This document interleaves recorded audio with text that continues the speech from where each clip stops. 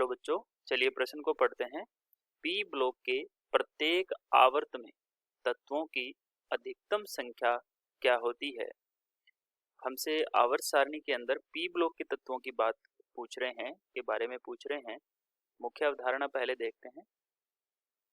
मुख्य अवधारणा P block के तत्व, पी ब्लॉक के तत्व तथा आवर्त कि पी ब्लॉक में कितने आवर्त होते हैं और आवर्तों के अंदर कितने तत्व होते हैं। प्रत्येक आवर्त में तत्व भी बताने हैं अपने को, ठीक है।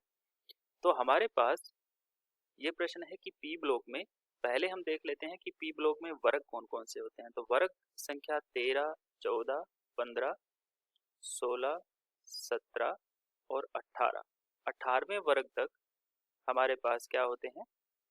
13 से लेके 18 वर्ग तक पी ब्लॉक होता है। यहाँ से यहाँ तक ये सारा पी ब्लॉक है, ठीक। अब पी ब्लॉक के अंदर पहला आवर्त, यहाँ हम पहला आवर्त लिख लेते हैं, दूसरा, तीसरा, चौथा, पांचवा, छठा और सातवां, क्योंकि आवर्त सारणी में कुल 7 आवर्त होते हैं। अब हम इनके तत्वों की संख्या लिख लेते हैं कि आवर्त सारणी में जो पी ब्लॉक है उनमें कुल तत्व कितने हैं। तो पहले आवर्त में केवल एक ही तत्व होता है और वो होता है हीलियम, ठीक है। तो यहाँ पर पहले आवर्त में पी ब्लॉक में, केवल पी ब्लॉक में पूछा है तो पी ब्लॉक में केवल एक होता है। अगर हमें पहले आवर्त में कुल तत्व पूछते तो हमें 2 लिखना पड़ता है, क्योंकि एक हाइड्रोजन और एक हीलियम 2 ही होते हैं। लेकिन पी ब्लॉक की बात हो रही है तो यहाँ पहले आवर्त में केवल एक ही तत्व होता है।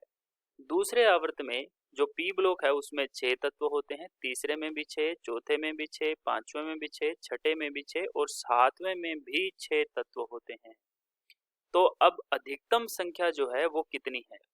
प्रत्येक तत्व में, प्रत्येक आवर्त के अंदर, ये आवर्तों की बराबर है। पहले आवर्त के अंदर अधिकतम संख्या कितनी है? 1 है।